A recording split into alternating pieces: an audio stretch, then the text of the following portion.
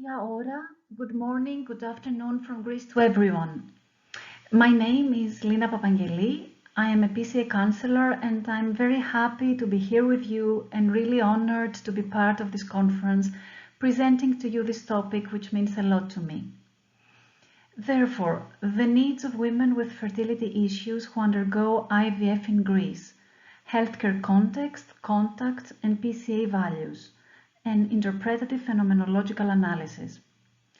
This research was undertaken during my master's in PCA counseling and psychotherapy with ICPS in Greece, and it examines the needs of women in Greece from their IVF gynecologists, midwives, and fertility personnel.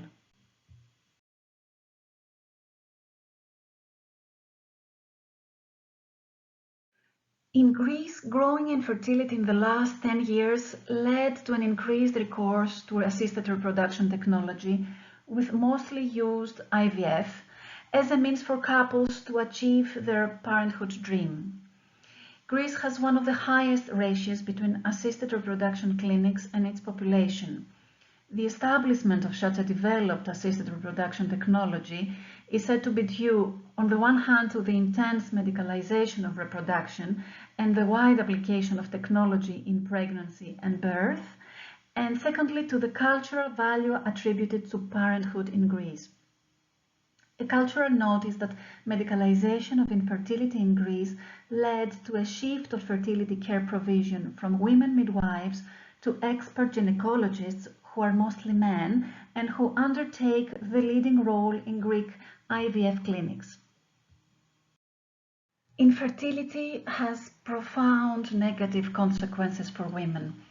Anxiety, depression, frustration, grief, guilt, helplessness. Likewise, the treatment of infertility through in vitro fertilization can be psychologically a very stressful experience for women. IVF attempts generate difficult emotions and affect women in 3 dimensions: body, identity, and emotion. Very limited Greek studies have been undertaken on the needs of women in the course of IVF. According to these Greek studies, the needs of women with fertility issues are underrepresented, underestimated, and silenced. Moreover, women pursuing IVF in Greece need to be taken care of. They need attention to be able to have access at any time to the fertility staff and their gynecologist, to even ask trivial questions. They need more medical information, more emotional support, and finally, a doctor with a substantial medical experience.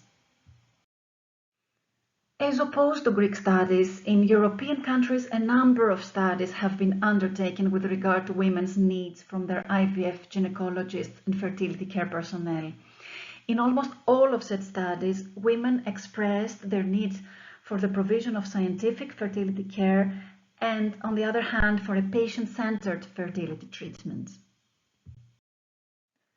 With regard to patient-centeredness, the Institute of Medicine incorporated in 2001 patient-centeredness as one of the 6 goals of quality of health and defined patient-centered healthcare as care that is respectful of and responsive to individual patient preferences and needs and is guided by patient values. In the last decade, high-quality fertility care has been increasingly linked with patient-centeredness and not only with effectiveness and safety, as was the case before. Moreover, several studies, including few Greek ones, document the benefits of patient-centeredness to fertility patients, namely its positive influence to women's quality of life, to women's levels of anxiety and depression. The doctor-patient relationship has been the central instrument of healing throughout the history of medicine.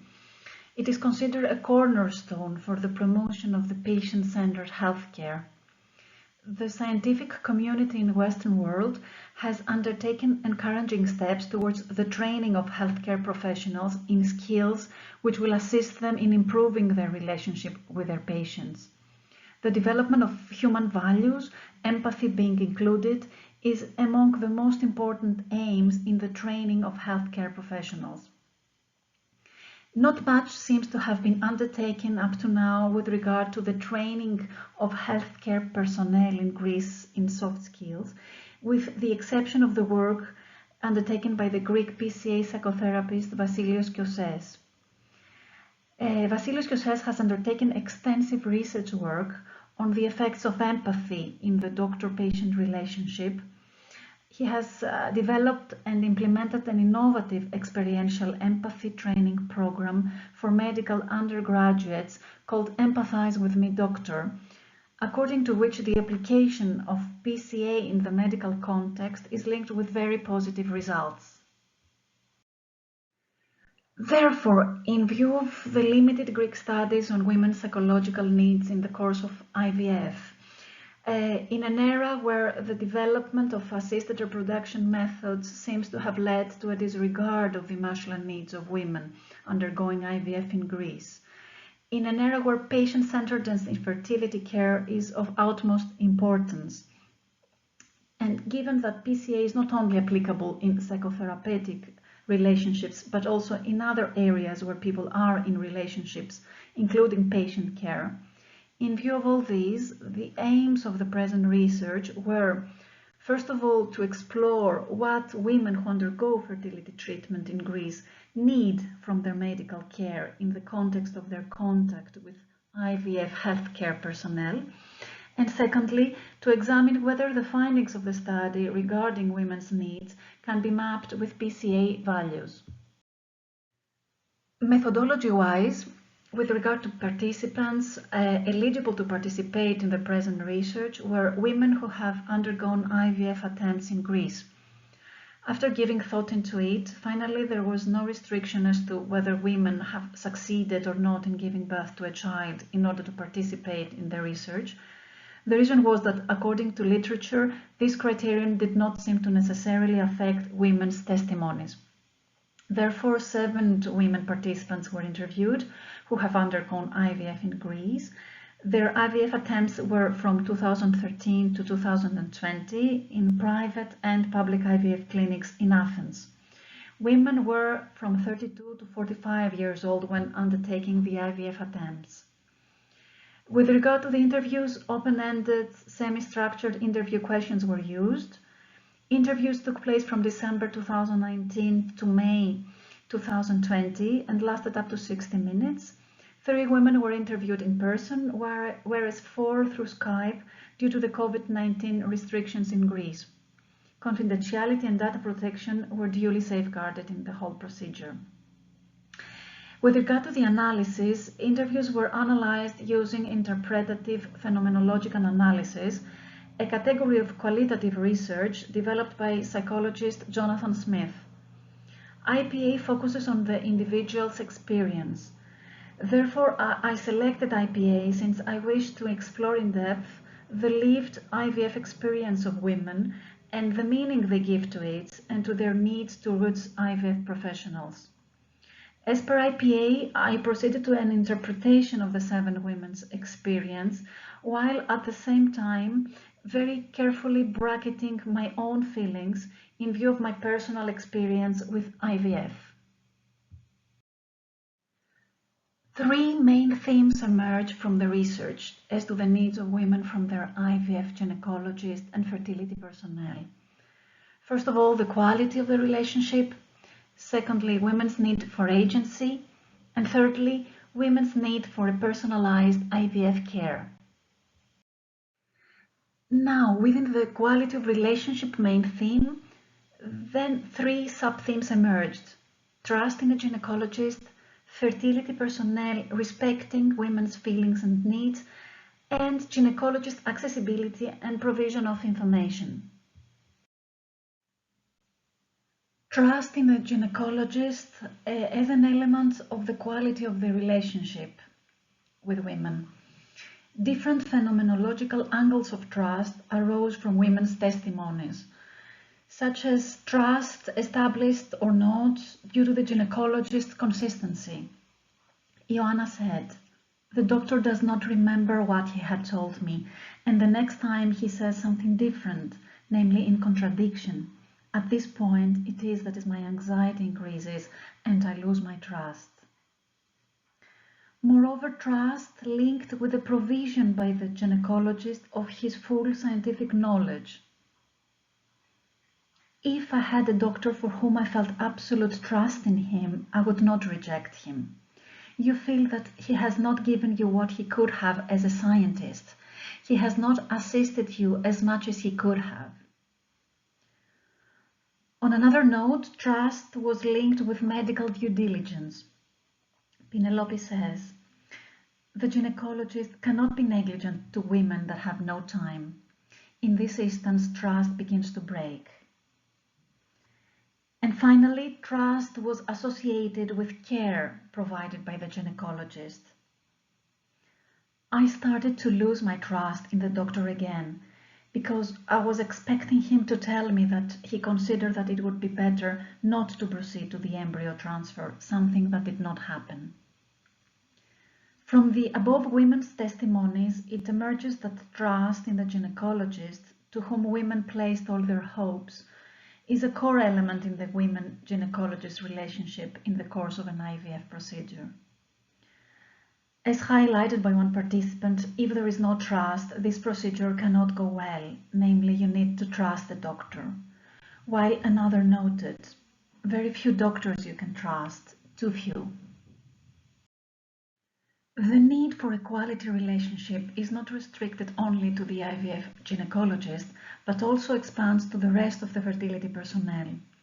Women expressed their need for the fertility personnel respecting their feelings and needs as an element of a quality relationship.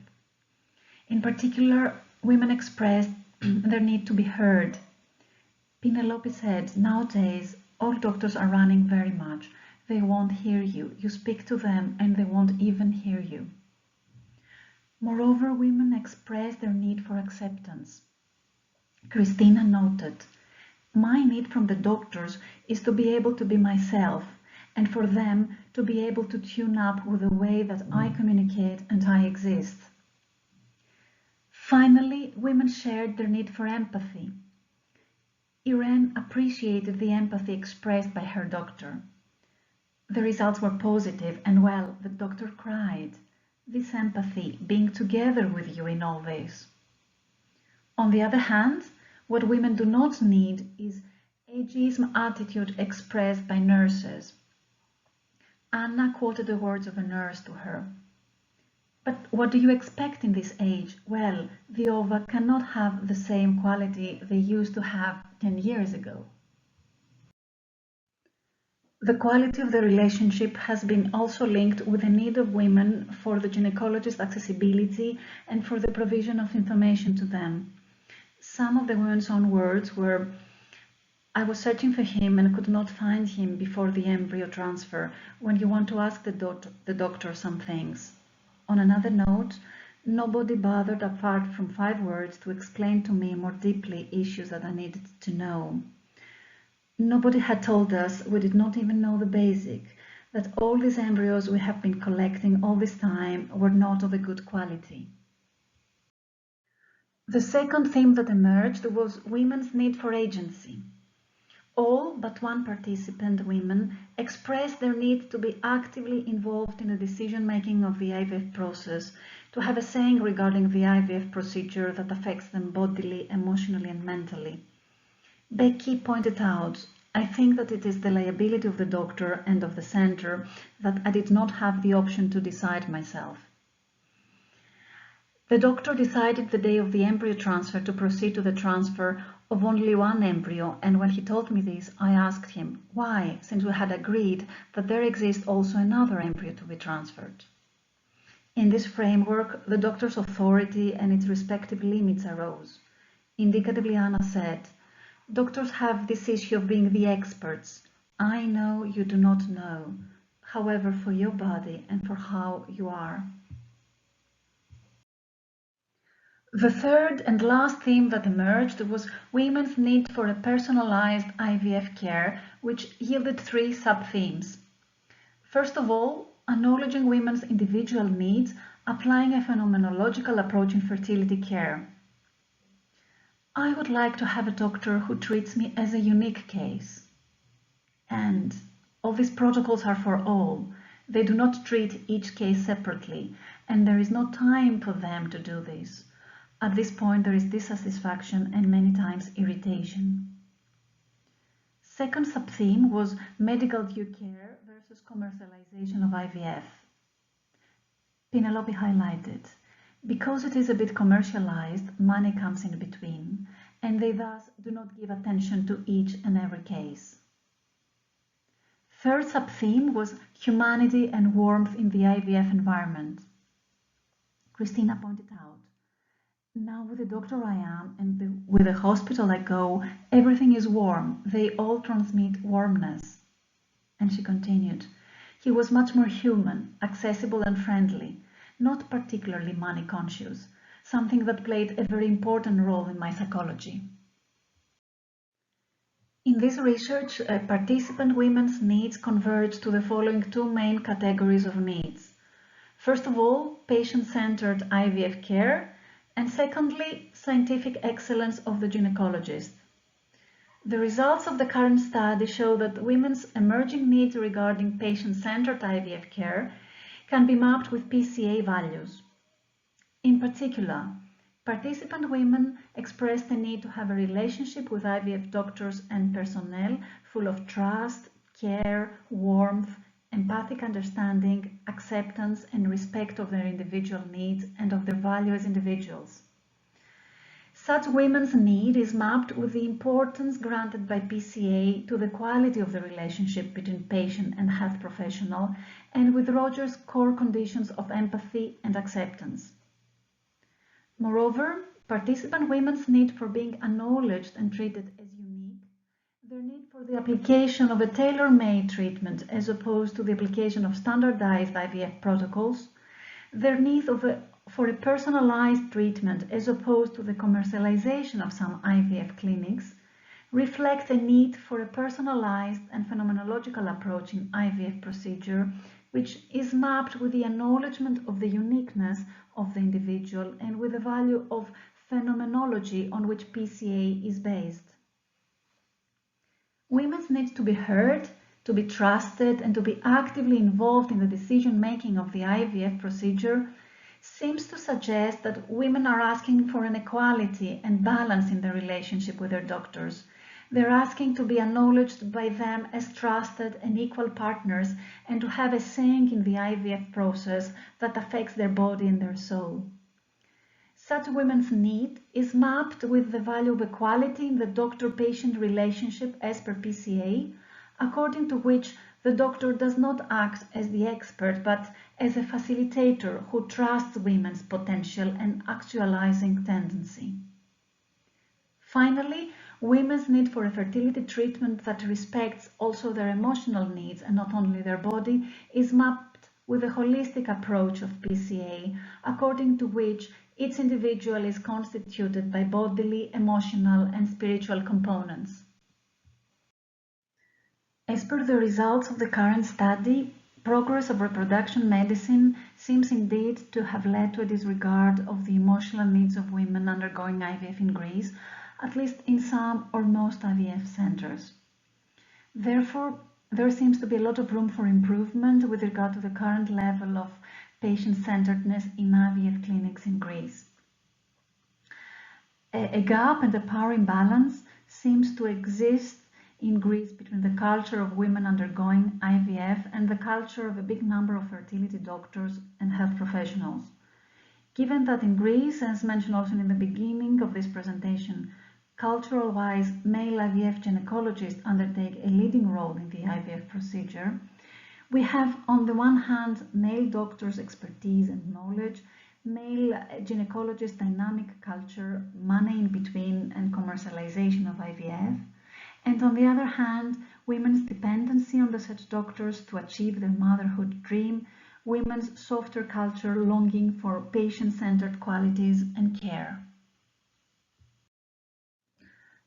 The material of the present research on women's needs and their mapping with PCA values could be used as a triggering point for further, more extensive research in Greece. The current and future researchers' results could be used to increase IVF health professionals' awareness on women's needs and to design and plan effective PCA intervention training programs for IVF fertility doctors, midwives, and personnel in IVF clinics in Greece, as well as for doctors and health personnel being involved after conception and during the pregnancy period of women.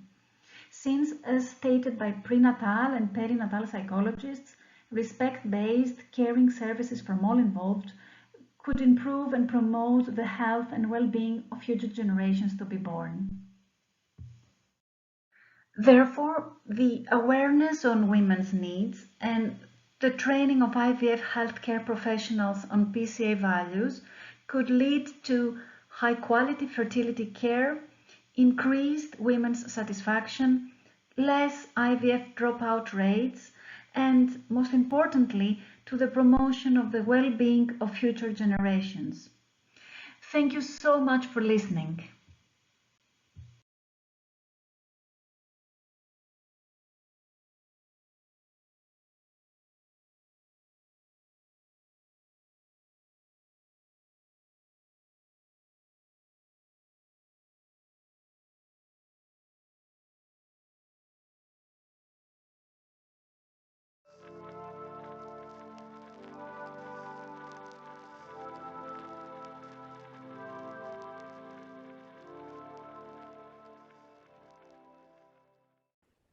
Hello. Hello, my name is Kaly Polemis. I am a person-centered psychotherapist specialized in disordered eating. Today I'm going to briefly present to you my own research project on how PCA can be applied to eating problems, a field that is severely under-researched with respect to our psychotherapeutic approach. So, first things first, why even bother? Is there an eating or feeding problem in Greece or abroad for that matter that needs a PCA intervention? Oh well, let's just take a look at the epidemiological data. 3 out of 4 adults in Greece are overweight or obese. 1 out of 4 children in Greece are overweight or obese. Whereas according to a systematic review published in 2019, eating disordered rates worldwide have doubled in the last 20 years, reaching to a whopping 7.8% of the general populations. The origins of the problem are numerous, but there's only one solution that has been proposed to solve the problem ever since the 1960s: restrictive dieting. Has it succeeded? Most definitely not. According to a rich body of research, dieters put back the lost weight in a matter of a year and subsequently embark on their next futile effort to lose the regained weight. It's like the torture of Sisyphus, if you're familiar with Greek mythology, who was condemned by Zeus to eternally rolling up a boulder up a hill in the depths of Hades. The minute he would reach the top, the boulder will roll back down to the bottom of the hill and he would have to resume his perpetual futile labor. What is more, not only dieters end up regaining the lost weight, they're also left with a problematic relationship to food, in the form of chronic dieting or emotional eating. Does this happen in real life? 50% of American women are always on a diet, while 60% of overweight people have gained their weight by practically swallowing their feelings. They are emotional eaters. For all these reasons, I guess it is safe to say that there is a feeding problem in Greece, and I will also say abroad. Bearing all that in mind, I have co-founded a non-profit organization in my country called Learning to Eat Right, where we're aiming at lowering obesity rates among children and adults, but in a way that does not hamper their relationship to food for life. For the part that concerns adults, we have devised a disciplinary non-diet approach, whereby a PCA psychotherapist helps clients explore their relationship to food in an encounter group. And once this is underway, a nutrition expert supports them with weight loss, but in a more independent, self-regulating way, away from externally interjected restrictive dieting schemes. As this started becoming popular and seats in the groups were filling, we needed proof, scientific backup. which brought me to delving into relevant existing resources. So I started looking for research conducted already regarding the person-centered approach and problematic eating, and I found almost nothing. To the contrary, an abundance of research and theory has been produced by other approaches, namely CBT as well as others, but to a lesser degree. Indeed, cognitive behavioral therapy is the most prevalent psychotherapeutic approach in the realm of disordered eating, as devised by Professor Fairbairn and colleagues. The focus in this approach is the eating behavior per se, as well as the thoughts related to it, which the practitioner attempts to alter by using techniques and methods, totally ignoring at the same time the psychological reasons behind food misuse. Interpersonal therapy was the first intervention not addressing directly the disordered eating symptoms that was proven beneficial. Its main focus is interpersonal history that links important events such as grief, deficits, role disputes, and transitions with the onset of disordered eating. Psychodynamic therapy, especially popular in the 1980s, maintains that food misuse reflects insecure attachment. Similarly, family therapy looks into dynamics and transactions within the family in order to bring about change and symptom remission. Experiential therapies incorporate art, dance, poetry, music, and drama in an ongoing therapeutic plan of various orientations. Gestalt therapy uses methods and techniques that create a surplus reality in order to enable the client distinguish between interjections by significant others that lead to problematic eating and their own experiencing. Motivational interviewing can be described as a humanistic influenced approach focusing on client-therapist relationship as described by Rogers, that is, however, based on CBT methods that direct the client towards change. As mentioned before, there were minimal resources available that link disordered eating and person-centered approach. The two that I was able to find perceived disordered eating as incongruence between self and experience as a symptom of a problematic relationship to one's self that is reflected upon distorted experiences and food misuse. However, there were strong reasons to further our understanding of how PCA can help with problematic eating in a more evidence-based way. For one thing, everyday practice in learning to eat right, small as it might have been, consistently revealed that people with disordered eating were actually being helped. What is more, a meta-analysis of 24 studies on the patient's client's opinions regarding what was helpful or unhelpful in treatment of eating disorders specifically revealed that individuals thought it was unhelpful to focus on the eating behavior per se, instead of the psychological backdrop against which these behaviors evolve and exist. Moreover, participants to the aforementioned study thought that they needed to be treated as persons and to be heard, to be given an active role in their treatment, to learn about themselves and become more self-acceptant. So, from the horse's mouth, so to speak, the interested parties themselves, the recipients of such services, seem to be asking for a more agenda-free therapeutic scheme, such as the one our approach can offer, one that does not focus on relationships to significant others, or life events, or family, or the eating behavior per se, but on their relationship to themselves. Thus, research initiative was undertaken by myself and Dr. Maria Kefalopoulou, and the research question was formulated: how do members of a PCA group focused on eating behaviors change their relationship to food? The study was designed in an encounter group setup. The duration of the group was 7 weeks, and it was facilitated by myself as a psychotherapist and a nutrition expert.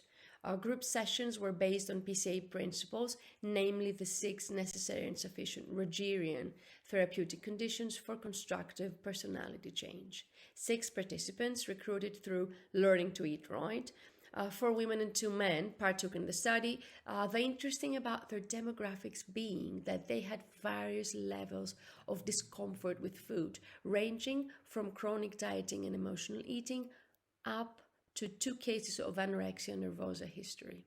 Upon completion of the group, semi-structured interviews were conducted with the participants by the researcher using an indicative interview guide, while 7 months temporal distance was allowed between group wrap-up and interviewing procedure in order to ensure that the researcher's dual role as experimenter and interviewer did not influence the participants' statements.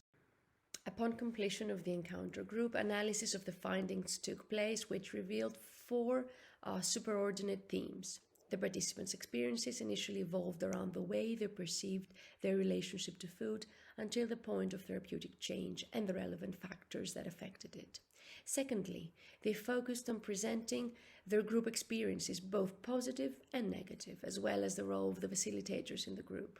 The third superordinate theme concerned the therapeutic conditions for constructive personality change and their role in the procedure, while lastly, the fourth category was dedicated to therapeutic change, both in terms of the participants' relationship to themselves and their internal valuing process, as well as their outward nutritional behavior and physical exercise routines.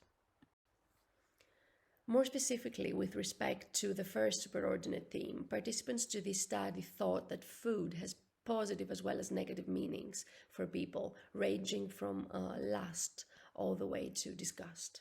Participants thought they were struggling with food and weight either as chronic dieters or emotional eaters, anorexia being an extreme version of the latter. They also thought that there was a link between not knowing themselves and a problematic relationship to food and exercise, but still they weren't sure exactly what it was. With respect to the second superordinate theme, participants to this study thought that the positive aspects, the take-home messages from the procedure were mainly acceptance of one's needs and genetic predisposition, as well as diversity in problematic eating. It's very interesting that they thought it was a very democratic concept, problematic eating, because it concerns people of all sizes, genders, and ages. Negative missing elements were the short duration of the group and the absence of nutritional therapeutic context. The role of the facilitators, especially non-directiveness, was something that was very valued by them because it came in full contrast to the usual medical behavioral model they have been exposed to ever since they were diagnosed with their eating problem. Turning to the third superordinate theme more specifically, they all thought the group climate was friendly and warm.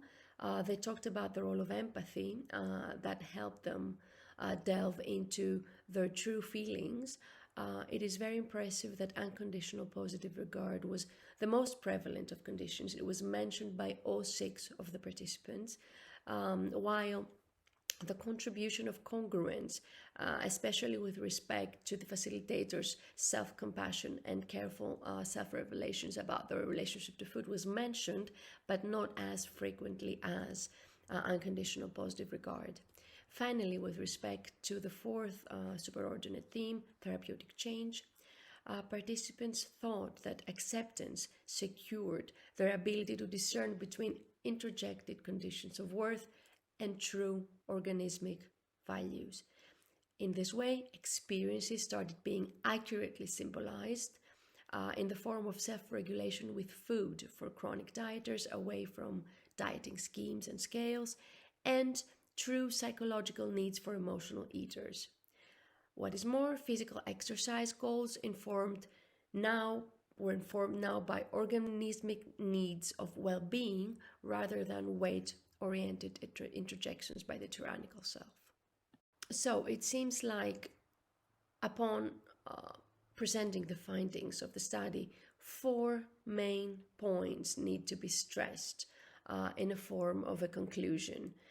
The etiology of problematic eating that we as PCA practitioners can use and bear in mind in our practice the sufficiency or not of the Rogerian therapeutic conditions when it comes to eating and feeding disorders, the diagnosis of such disorders and how that is compatible or not with our approach, and finally, the implications for practice arising out of the study at hand. Looking at the first point of discussion, how we as person-centered psychotherapists can perceive the etiology of problematic eating. Initially, a problematic relationship to food, whether chronic dieting or emotional eating, is a symptom of incongruence. Individuals inherently have strong survival instincts, among which are hunger, appetite, and satiety, which correspond to the manifestation of the organism as described by Rogers. If these needs are met, the organism will satisfy its actualizing tendency. However, the self, through self-actualization, often ignores the needs of the organism and either engages in extreme food deprivation in order to achieve the ideal slender self, or denies and distorts experiences because they threat the self and self-image. However, in both cases, the organism suffers, and at some point, the person will resort to food as a means of alleviating the pressure that remains subconceived. But how does the ideal self override the organismic needs? Findings of the present study suggest that conditions of worth interjected by the ideal self, significant others, or society are responsible for food misuse. On one hand, beauty standards are very rigid on people and in desperate need of positive regard they turn on dieting. Nonetheless, dieting plans prescribed by others tend to fail, as they maintain an external locus of evaluation and further enhance instead of mitigating the incongruence between self and organism. Strict dieting violates basic bodily and psychological needs in the organism in a psychosomatic reaction, overcompensates by extreme hunger and binging, which brings about weight gain rather than weight loss. On the other hand, conditions of worth seem to contribute to the phenomenon of emotional eating as well. Participants to this study very eloquently describe their lack of knowledge of themselves. Because they have been conditioned by significant others to be or to act in certain ways, they tend to deny or distort experiences that threat the self and self-image as shaped by the conditions of worth, especially when it comes to traumatic experiences, negative feelings, thoughts, and memories. As a result of that, there exists incongruence between self and experience. The individual is anxious and tense as they subceive such incongruence, while food misuse is a distraction mechanism. Besides, emotional eating in its extreme version, where conditions of worth have seriously violated the individual's organismic needs, can lead to complete food deprivation, overeating, or purging. So, the second point of discussion would be the sufficiency of the famous therapeutic conditions. Participants did not mention techniques or methods that would enhance their experiencing. In other words, they thought the conditions were enough. What they did ask for was the so-called therapeutic context of nutritional issues. They wanted nutritional advice, individual counseling, and potential referrals to doctors due to the medical nature of some issues pertaining to problematic eating. Would it be consistent with our approach for a practitioner to refer a client for a medical issue or a nutritional issue? It would be, but only if the whole discussion was initiated and sought after by the client. Otherwise, we would risk becoming directive. The fourth point of discussion is whether a diagnosis of the specific disorder regarding food is consistent with our approach. If a practitioner were to make a diagnosis, there is a danger of rendering our approach from person-centered to problem-centered. It is true that we don't make diagnoses because we don't alter the kind of therapy we offer per diagnosis. Besides, people with problematic eating, most of them lead fulfilling lives, functional lives. In case they were given a diagnosis that would make them feel like patients and not clients, most possibly they would discontinue therapy. It would be a shame, hence, to really destroy their chance of immersing in their own personal narrative. For these reasons, and the fact that clients do fluctuate between different kinds of eating disorders throughout their lives, I would say there really isn't a big point in making a diagnosis. In conclusion, I hope that I have given you a glimpse of what it is to have PCA as an evidence-based psychotherapeutic approach for disordered eating. As to the implications for practice, it is very important, it is imperative, I would say, for further qualitative as well as quantitative research projects to be done. Our approach, in my opinion, should be included in government guidelines regarding problematic eating. It should be taught at universities and it should be used by trained practitioners. What is more, dietitians, personal trainers, doctors and teachers must be trained accordingly in order for the medical model that is so prevalent to become more humanistic. In that way, we, as PCA practitioners, will be able to cooperate with other disciplines in equal terms. All in all, what is very important is to humanize, thanks to our approach, the feeding and eating culture away from shame and guilt that have underpinned it for decades. Thank you very much for your attention.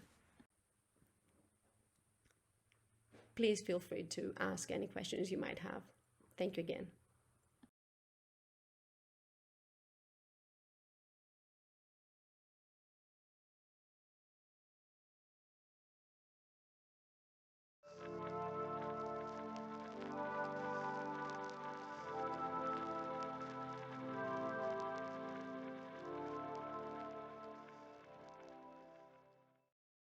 Good afternoon.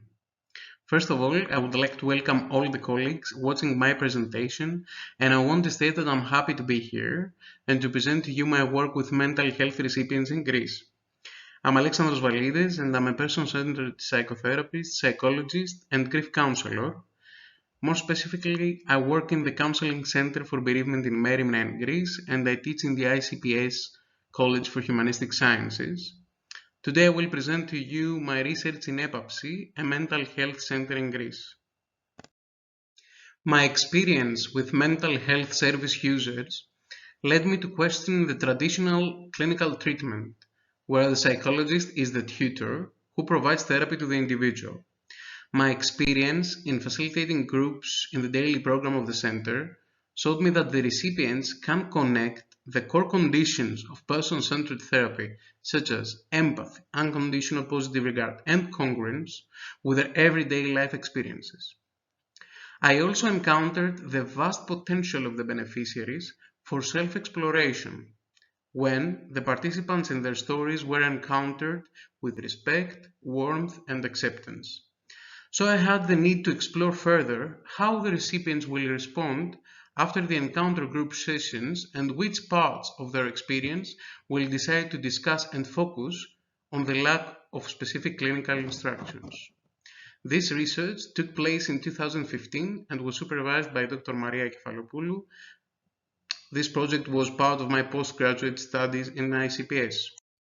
Firstly, it is crucial to discuss the transformation of the mental health system in Greece the last years under the program of Psychargos. The services gradually in the last 30 years are reallocated from the institutions towards smaller units of treatment, such as shelters which are connected with the community. The reallocation of the services intended in the elimination of the stigma, as the people with mental illness would have the opportunity to blend into the society. Unfortunately, the attempts for the users of the services to become part of the society have failed to some extent due to the lack of actions in raising awareness of the general population about mental health. As stereotypes of mental illness were not dealt with, the result was that in Greece we have created smaller institutions inside the community where mental health service users remain isolated.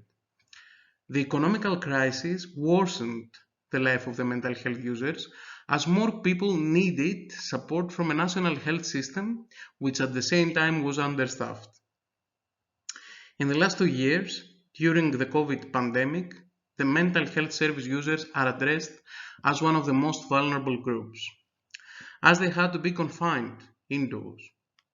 Rates of depression and anxiety rose, and we know that people coping with mental distress will have to endure even higher rates of domestic violence than before. Self-reference and self-disclosure are really important for the mental health service users. When they have the chance to express their feelings and thoughts in a non-judgmental environment, they are able to express the truth, and when this truth is embraced by another person and treated with empathy, then the person has the opportunity to lower the anxiety of exposure, which is really high due to the previous experiences of relational discrimination. As Peter Saunders mentions, Carl Rogers proposed that psychological distress, potential or actual, is caused by incongruence between self and experience, and reports it as the basic estrangement in man. The conditions of worth are dominant, and the individual's organismic experiences become alien, and they are rejected. This phenomenon creates an intrapersonal alienation, and it develops further through the dynamics of interpersonal relationships. Following this kind of alienation, the recipients are suffering from psychological distress. This kind of alienation is powerful. The recipients are alienated from their true self, because if they fully disclose themselves to others, they will be perceived as bizarre, strange, or even dangerous. Self-concealment promotes alienation from the self, as the self-concept cannot be validated from the important others. We are dialogical beings, and by that, we feel relieved and secure when we communicate our inner world, and by that we are accepted, connected with others, and part of the community. The lack of self-disclosure leads to self-concealment, which is connected directly with high rates of stress and depression. Group and individual therapy in Greece is dominated by strict clinical protocols with specific targets and outcomes. My participation in these groups led me to ask myself, how will we promote the autonomy of the service users by giving specific directions, and how stress will be lowered for the recipients if they are constantly under the risk of being evaluated. This led me to try to overcome the dualistic perspective of mental health, where the person is healthy or ill, by giving more space to the recipients to express their own reality without any kind of expectation. Mental illness, though, is described more as focusing on categories of symptoms and less on the human agony. And according to that, mental illness is presented as a medical state,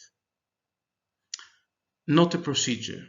The encounter group offers an alternative to the recipients to address the issues they cope with in their everyday life without the fear of the clinical judgment.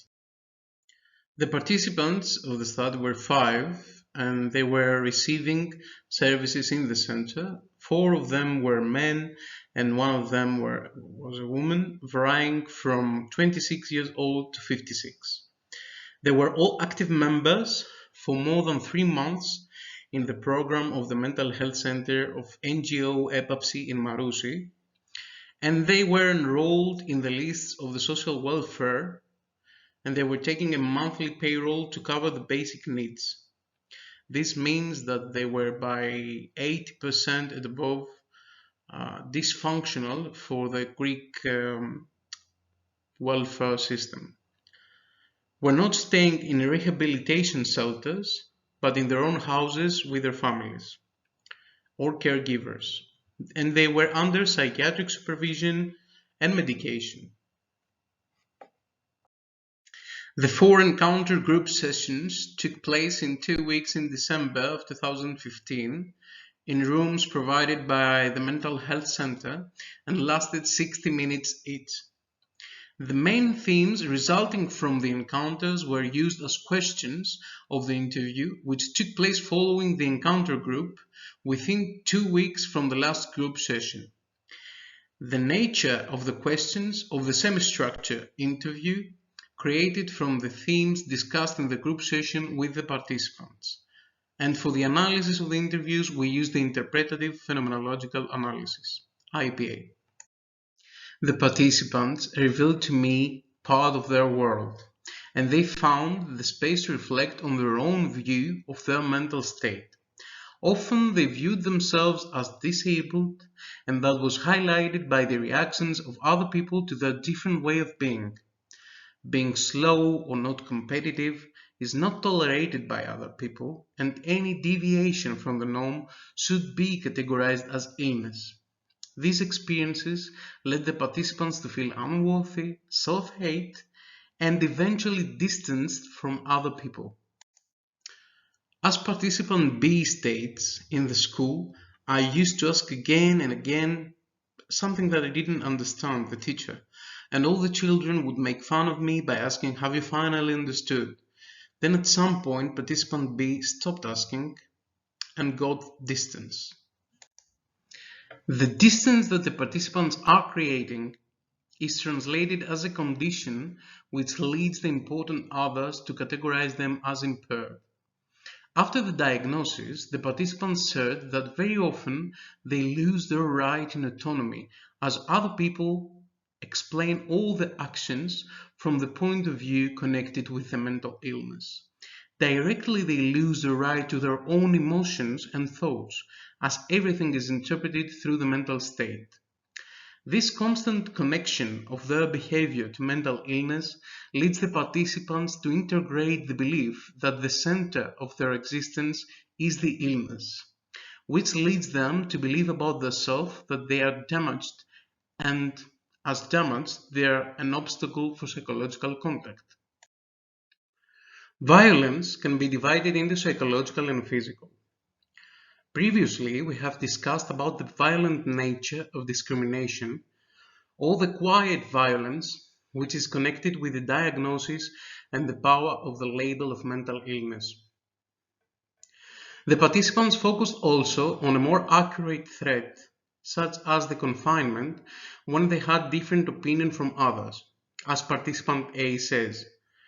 They live in a world where, when they express their disagreement, they are treated by others as though they are having a psychotic episode. During their confinement, the participants have experienced that they had to convince experts that they are sane in order to return from the hospital. By confinement, we mean the hospitalization of the participants in psychiatric clinics unwillingly. The confinement is strongly connected for the participants with a personal failure to maintain a good psychological state, and it means that they have to start from the beginning their efforts. The recipients experience the provision of care in the hospital as a new setback in their way towards normality. Following their relapse, as it is experienced by the participants, they are feeling unworthy and despaired. The disclosure of the participants in their everyday life is leading them to experience traumatic and violent events. The difficult parts of self are excluded as the participants feel terrorized by the power of the common sense, which is not leaving space for their diversity and their different way of being. Research proves that people who are perceived as different from the norm will experience discrimination, exclusion, and pain from individuals or institutions. When the people who relate with the recipients are trying to engage with them in an individual basis without taking into account the psychiatric evaluation and the stigma, the recipients are responding well in treatment. This highlights the need for the encounter group to be used more often in clinical treatment, and not only as complementary treatment. It is clear for the participants that the distance from others and eventually from their own self is leading them to be disorganized and to feel severe psychological stress. They feel stressed when they have to evaluate their self as good or bad, healthy or ill, functional or dysfunctional. This dualism that in their experience is a characteristic of the clinical treatment is somehow embodied in their way of addressing their own reality. The fragmented parts of self remain fragmented, as it is extremely dangerous for the stability of the self-concept these exact fragmented parts to be addressed. Due to the fact that somehow are not experienced as different parts of the self, but as positive or negative characteristics in achieving a great goal. This great goal for the participants is to belong. And if by that they have to exclude important parts of self in order to gain the connection with others as normal and equal individuals, then they will sacrifice parts of the self. In the encounter facilitation, an alternative was offered to the participants, which is the lack of evaluation. This led the participants to experience safety and they felt connected with others. Encounter groups foster the ability of the participant to create meaning through the connection with others. The characteristics of the encounter, such as the unusual freedom of clinical evaluation, is creating for the participants the opportunity to experience self in relation to others, in ways that they will feel safe. When the participants are feeling safe, are able to present themselves and by that receive a different response than exclusion. This healing process of the encounter can transform the group into a safe place for the participants to be relieved from the relational trauma, which they had to endure due to the exclusion regarding their strange behavior. The participants are able to feel connected to others through their experiences and not through viewing themselves as subject of evaluation. The motivation of the participants was strengthened as they truly felt connected with others, and the absence of direction transferred them from the position of the recipient who receives therapy to the position of the person who had regained power over his own experience.